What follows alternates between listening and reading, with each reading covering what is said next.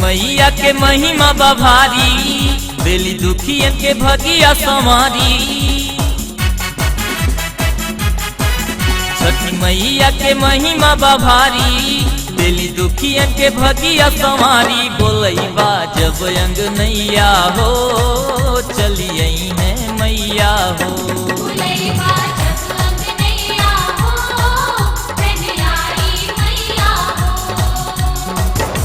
आजा हे माई, आजा हे माई, कर बरत पावन आजा माई। छठी मैया के महिमा बभारी, दिली दुखियन के भगिया संवारी।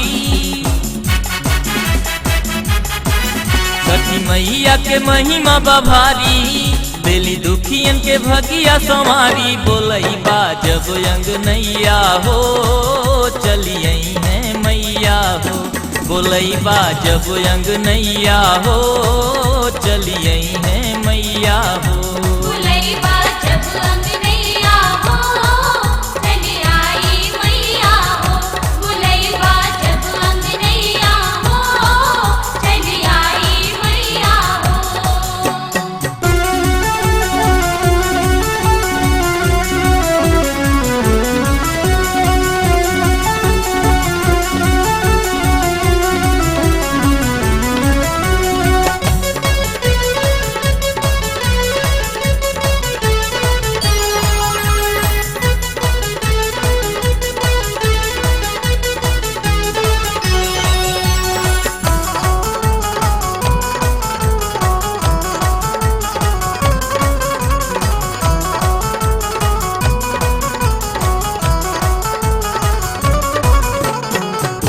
बरतिया हो जे भी करे, घरवा में ओकरा हो सुख भरे। माई दयालु हई, बहुते कृपालु हई, छठी चरण जाके जे भी पड़े।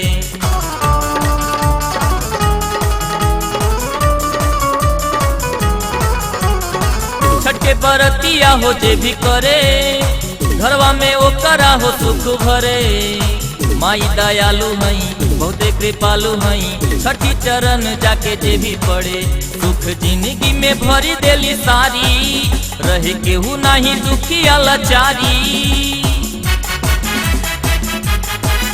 सुख जिंदगी में भरी देली सारी, रहे केहू नहीं दुखिया लाचारी। करेला जे सेवकैया हो, चलिए है मैया हो।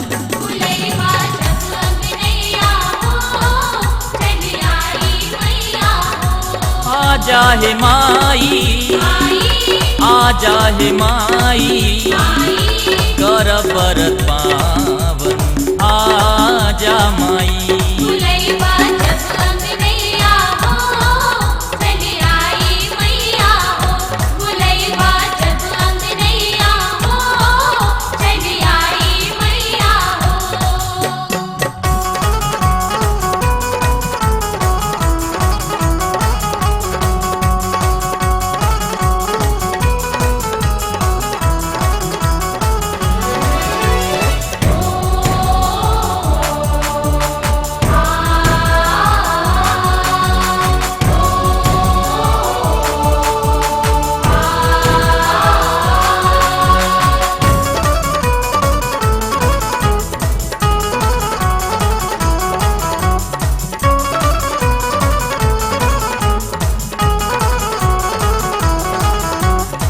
कार्तिक महीना अति पावन हवे, छठ के बरतिया सुहावन हवे।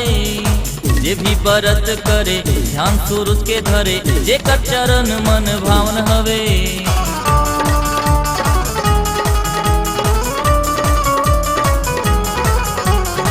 कार्तिक महीना अति पावन हवे, छठ के बरतिया सुहावन हवे। जे भी बरत करे, ध्यान सूरज के धरे, जेकर चरण मन भावन हवे। जेकर महिमा जगतिया में न्यारी, छठ चरण में जाला जग सारी।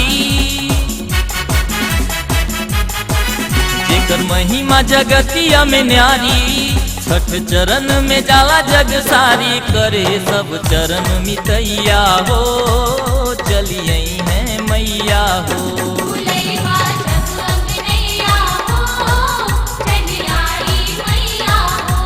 आजा हे माई, आजा हे माई, कर व्रत पावन आजा माई।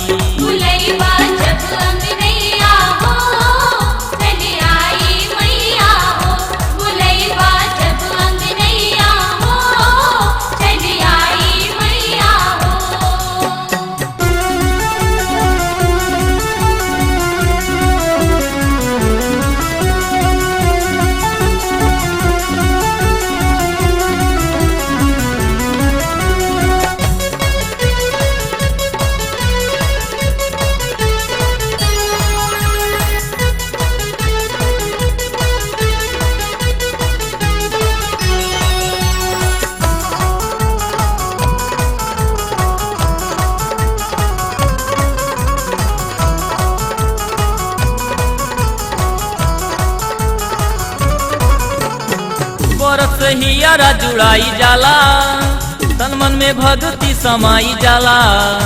आरती उतारे के हो, मुखड़ा निहारे के हो, दर्शन से मनवाया घाई जाला।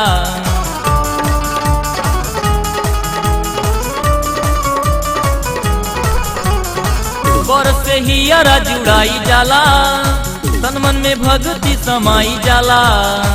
आरती उतारे के हो, मुखड़ा निहारे के हो, दर्शन से मनवाया घाई जाला। केहू मांगे जाके अचारा पसारी, केहू भक्ति में सूरत निहारी।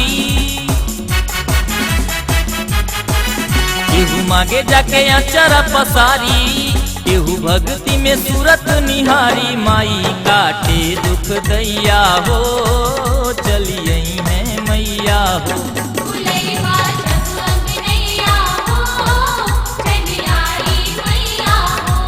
आजा हे माई, आजा हे माई, कर व्रत पावन आजा माई।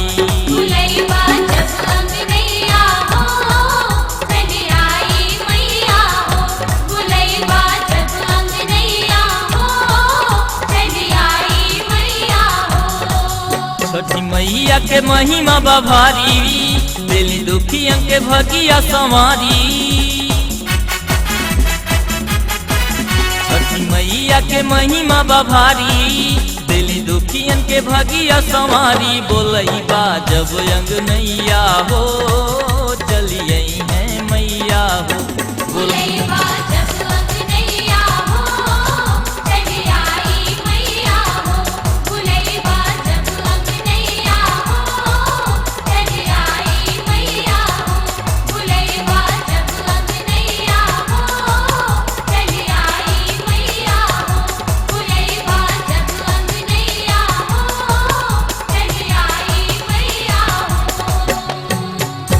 JD Group of Educational Institutions presents Jeevandeep Institute of Management and Technology 2-year MBA recognized by UP Technical University and AICTE.